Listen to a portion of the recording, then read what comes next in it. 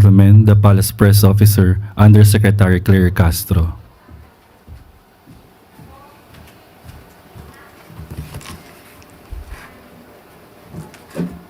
Magandang araw, Malacanang Press Corps. Maaari na po akong tumanggap ng inyong mga katanungan. Para po sa unang katanungan, Ann Soberano, Bombo Radio.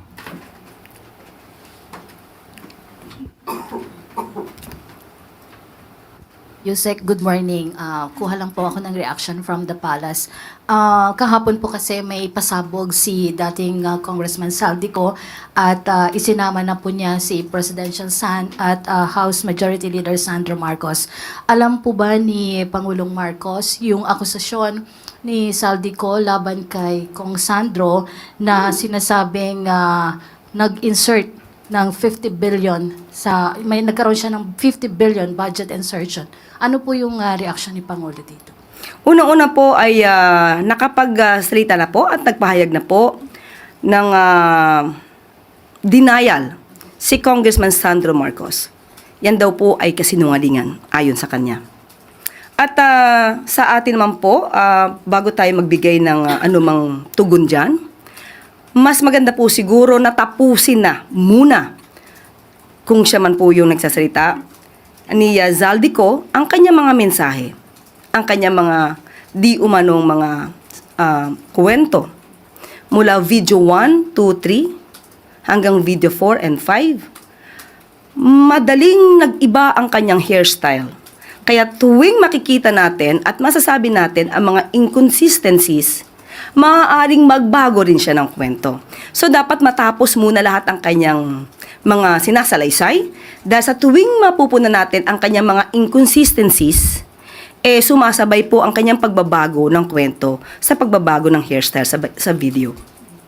Follow up lang, ma'am. Ma'am, may report din po ba ang Palasyo ng Malacanang regarding sa intelligence report na may nakikipag-ugnayan si Saldico sa grupo na gustong pumalit po daw sa gobyerno ng Marcos? Wala pa po tayo masasabi patungkol dyan. Wala po tayong update at tingnan po natin kung meron pong ganyan mga alingas-ngas. So, ibibigay ko po sa inyo ang update kung meron man. Salamat, Yusek. Thank you. Next is Julie Bay sa 1PH. Morning, Yusek. Yesterday po napaulat na aresto si former presidential spokesman Harry Roque. May official communication na po ba or clarification yung palace tungkol dito? Sa ngayon po, nakausap po natin ang pamunuan po ng DILG at magbibigay na lamang po sila ng update kapag meron na po. So wala pa pong confirmation, ma'am? Yun po yung ayon sa DILG, hindi natin makukonfirm. Pati sa DFA ay wala pa rin pong confirmation. So magbibigay ng update kapag meron na po. Thank you. Ivan Mayrina, GMA News. Sorry ma'am, balikan ko yung tanong ni Ann kanina. Sabi ninyo, kung siya nga po yun, can you elaborate? Are we expressing doubt that that is Zaldico? Sa nakikita po natin ng mga pag-iba-iba ng kanyang mga imahe, hindi mawawala sa isipan kung siya man yun o hindi. But still, sasagot po tayo. At ang nais lang po natin ay tapusin niya ang kanyang salaysay. Kasi tuwing mapupunan natin ang kanyang mga inconsistencies, nababago rin po ang kanyang statements. So makikita niyo po yung mga pabago-bagong statements mula video 1, 2, 3 hanggang 4 and 5. Can you point out some of the inconsistencies you've spotted so far from video 1 to video 4 or 5? Unang-una,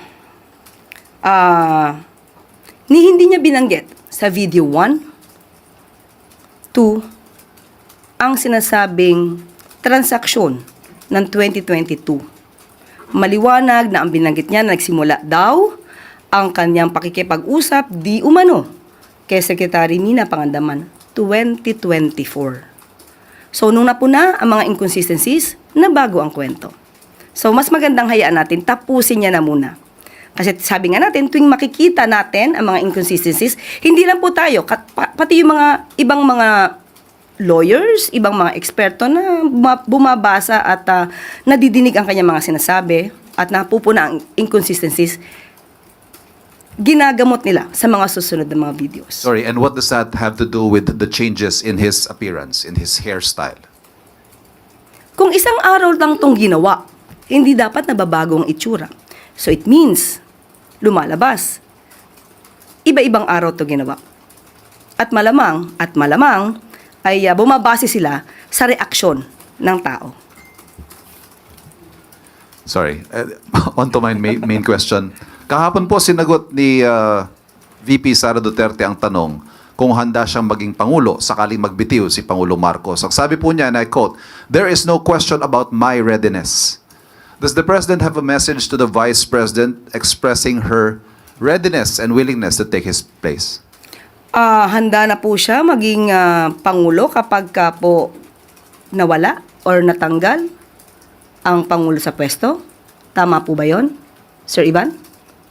Yun po ba ang sinabi niya? Handa siyang pumalit sa Pangulo kapag ka nagbitiw. Ang tanong din natin sa taong bayan, handa na po ba kayo sa mas marami pang Mary Grace Piatos? Unang-una po, ang Vice Presidente, hindi acceptable, it is not acceptable for a Vice President to anticipate the resignation of the President. Presidente na pinagsisigawan nilang bumaba sa pwesto. This is definitely a form of political destabilization. Pinapahina niya ang public confidence ng tao sa administrasyon. And those words contribute to the climate of uncertainty and crisis. Kung handa siya, makikita po natin, nag-anticipate siya na mawawala ang Pangulo. Yan po ang balak nila. Yan po ang nasa isip nila. At yan po ang ginagawa nila ngayon. Sorry, ma'am. Ito yung mga nakalista ko sa anong tanong. Aside from resignation calls, there are also talks of succession, talks of a transition council, civilian military junta. Lahat po yan nakaangkla sa pag-question sa fitness to lead ng Pangulo. Direct question, ma'am, is the President fit to lead and is he in control? Tinatanong pa po ba yan? Of course. Nakikita natin ang trabaho ng Pangulo. Araw-araw, hindi humihinto sa pagtatrabaho. Hindi nga po nakakapagbakasyon. At hindi nakakapunta sa beach para mag-swimming. So, sino po ba talaga ang ready na maging leader ng bansa? Walang iba kundi ang Pangulong Marcos Jr. Thank you very much. Thank you. Follow-up question, Eugene Fernandez, IBC 13. Yusek, I would like to have a follow-up question regarding kay Zaldico. Yusek, since na-mention nyo, gusto nyo matapos na muna yung sinasabi ni Zaldico, how important it is for the palace to listen yung lahat ng sasabihin ni Zaldico? Kung nagiging parte po ito ng balita at ito po ay nagiging issue, hindi naman po hindi pwedeng pakinggan ito. Kailangan lahat po na nangyayari sa bansa, basta po verified, pinapakinggan po ito. At kailangan din pong ikonsidera. So, kailangan matapos muna kung anong sinasabi niya. At mas maganda, ayon sa Pangulo, umuwi siya rito. At dito niya, ikwento lahat yung nais niyang ikwento. Dahil kapag nagkukwento ka lang sa likod ng monitor, ang hirap tignan at i-assess ang credibility ng taong nagtatago lang. Thank you, Yusek. Thank you. Next is Marker Sargan, Brigada. Good morning, Yusek. Sa budget deliberation po kahapon ng Senate, nabanggit po or nag-present si Senator Robin Padilla ng isang voice clip na ang sinasabi allegedly, binabanggit po na voice recording nyo daw kausap yung mga vlogger. Baka gusto nyo pong sagutin ito, ma'am. For the satisfaction of Senator Robin Padilla, hindi po ako ang nasa video clip. Dahil sa ating pagkakaalam, itong video na to ay lumabas na noon pa at ibang muka ang pinapakitang binabanggit na madam. Hindi nga po ito kinover ng mainstream media. Dahil lumalabas, ayaw nila maging lehitimong balita ito nang hindi naman nila alam ang source. So, I deny that the person or kung sino man sa dalawa doon, na it's I who was talking to a certain vlogger. Now, si Senator Robin ay nagpapanukala ng Anti-Troll Farm Bill. Maganda ang kanyang adhikain, maganda ang kanyang pinapanukalang batas, Troll Farm for Fake News. Sana maging modelo din po si Senator Robin. Modelo na hindi magpapagamit o magpapabiktima sa troll farm na nagpapakalat ng fake news. Sabi nga po ni Senator Loren kahapon, you should know first your source. And since dininay niyo po na kayo, ma'am, may balak po ba kayong gawing legal na aksyon regarding dito sa audio clip? Hindi nga po natin alam kung saan ang galing. Mas maganda po itanong niyo po sana kay Senator Robin, saan niya po ba nakuha ito? Anong source ito galing? Sa ating pagkakaalam, hindi ito galing sa mainstream. Kung galing ito sa mga troll, obligasyon niya pong magsabi kung saan yung source. Thank you. Next is Ana Bajo, GMA News Online. Morning, ma'am. Ma'am, do we expect more changes in the cabinet amid the ongoing performance review po na sinasabi niyo naman po na regular po siyang ginagawa? Hindi pa po nakakapagbigay ng update sa atin. Sa kasalukuyan, wala pa pong ganun. Wala pa pong muling balasahan. But ma'am, meron na kaya tayong ipapalit sa PLLO o sa PEA, NK, and sa CPLA, ma'am, Chief Presidential Legal Advisor? Kapag nabigyan na po tayo ng update, isi-share ko agad sa inyo. Pero how about ma'am shortlist? Kahit po shortlist. Wala pa nabibigay sa atin. Ma'am, thank you po. Thank you. Next is Ivy Reyes, Billionario. Morning, Yusek. Ma'am, we understand that all decisions made by the ICI are entirely up to them because they're an independent body. But since the ICI is the President's initiative, may we know if Malacanang is confident in the ICI's commitment to live stream hearings? Kasi po, simula nung ilabas yung guidelines last week, lahat po ng resource persons nag-request for executive sessions, meaning they're not live streamed. And if we would just let resource persons, especially public officials, have their way in participating in these investigations, doesn't that defeat the purpose of transparency? Mahirap pong pangunahan ang mga alituntunin, ang polisiya ng ICI. Okay, this is created, established by the President, but that's the reason why it is called Independent Commission. Sila po ang magsasagwa ng kanilang mga procedure. At malalaman naman po ng ICI yan kung ano po ang hiling ng tao.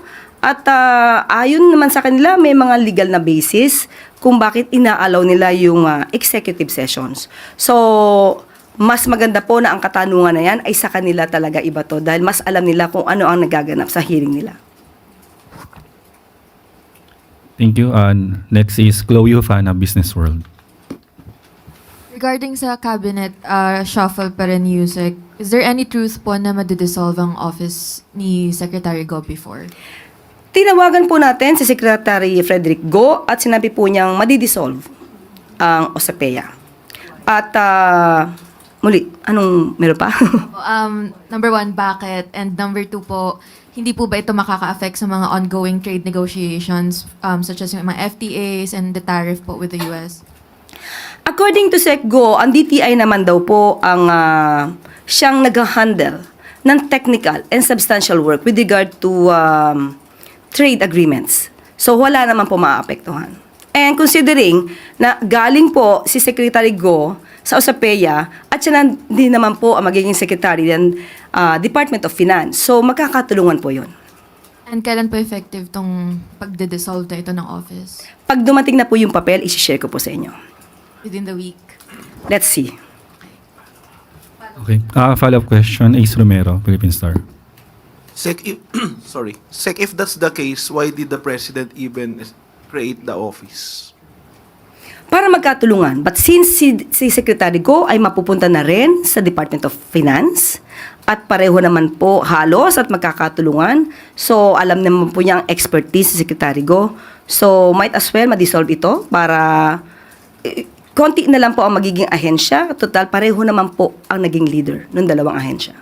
But during the time it was created, ano ba yung wisdom for creating that office given na meron naman pong NEDA, meron naman pong DTI, meron naman pong DOF? Alam naman natin kung saan ba eksperto si Secretary Frederick Go tungkol sa mga trade agreements. So since nga po ito naman ay natulungan na rin ng DTI at yung tao mismo, yung pinaka-head ng OSAPEA, ay mapupunta naman din po sa Department of Finance. Katulad na sinabi natin, magkakatulungan. So instead na magdalawa pang ahensya, na pareho namang eksperto doon, si Secretary Go, so might as well ma-dissolve siya at pagtulungan na lang po ng ibang ahensya, especially DTI, na ngayon po ang DTI po ang itinilaga to handle the technical and substantial work for that. Salamat po. Thank you. That's the last question, Kuya Sec. Maraming salamat.